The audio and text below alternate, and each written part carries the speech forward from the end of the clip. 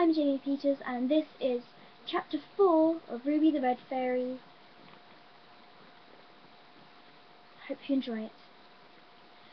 Kirsty stared down at Ruby, sitting sadly on Rachel's hand. "Of course we'll help you," she said. "Just tell us how," added Rachel.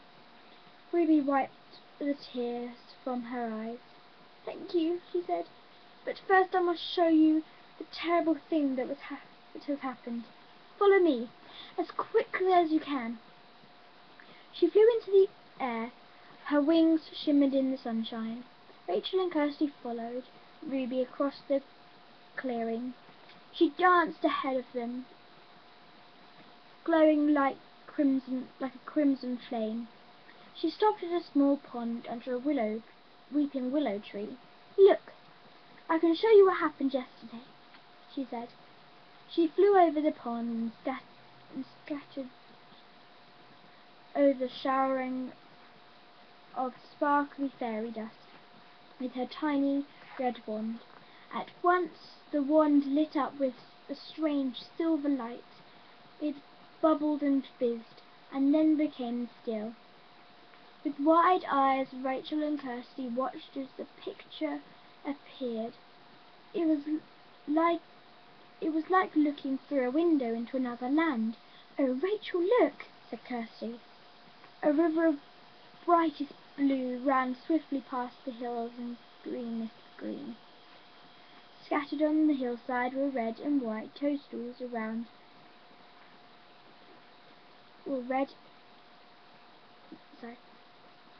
Scattered on the hillside were red and white toadstool houses, and on the top of the highest hill stood a silver palace with 4 pink towers.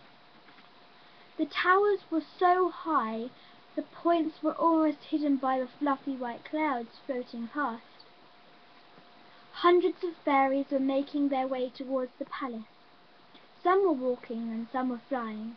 Rachel and Kirsty could see goblins, elves, imps, and pixies too. Everyone seemed very excited. "Yesterday was the day of the Fairyland Midsummer Ball," Ruby explained. She flew over the pond and pointed out with her wand to a spot in the middle of the scene.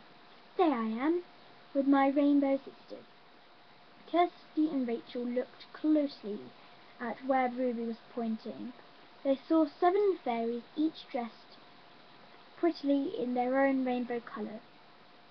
Wherever they flew, they left a trail of fairy dust behind them. "The Midsummer Ball is very special," went on Ruby, "and my sisters and I are always in charge of sending out invitations." To the sound of tinkling music, the front doors of the palace slowly opened. "Here comes King Oberon and Queen Titania," said Ruby. "The fairy king and queen. They are about to begin a ball." Kirsty and Rachel watched as the king and queen stepped out. The king wore a splendid gold coat and golden crown. His queen wore a silver dress with a tiara that sparkled with diamonds. Everyone cheered loudly. After a while the king signalled for quiet. "Fairies," he began, "we are all very glad to see you all here. Welcome to the Midsummer Ball." The fairies clapped their hands and cheered again. A band of green frogs in smart purple outfits started to play, and the dancing began. Suddenly a grey mist seemed to fill the room. Kirsty and Rachel watched in alarm as all the fairies started to shiver, and a loud, chilly voice shouted out, "Stop the music!" The band fell silent. Everyone looked scared. A tiny, bony figure was pushing his way through the crowd. He was dressed in white, and there was frost on his white hair and beard. Icicles hung from his clothes, but his face was red and angry. "Who's that?" Rachel asked with with a shiver. Ice had begun to form around the edge of the pond. "It's Jack Frost," said Ruby, and she shivered too.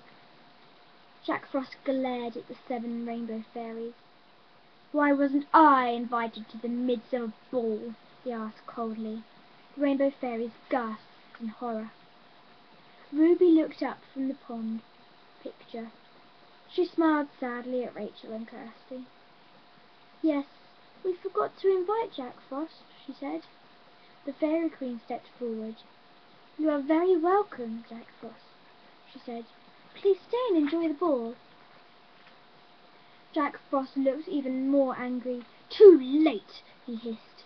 "You forgot to invite me." He turned and pointed a thin,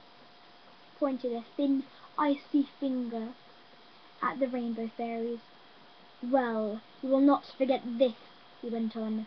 "My spell will banish the rainbow fairies to the 7 corners of the mortal world. From this day on, Fairyland will be without colour forever." And that's the end of chapter 4. Thank you.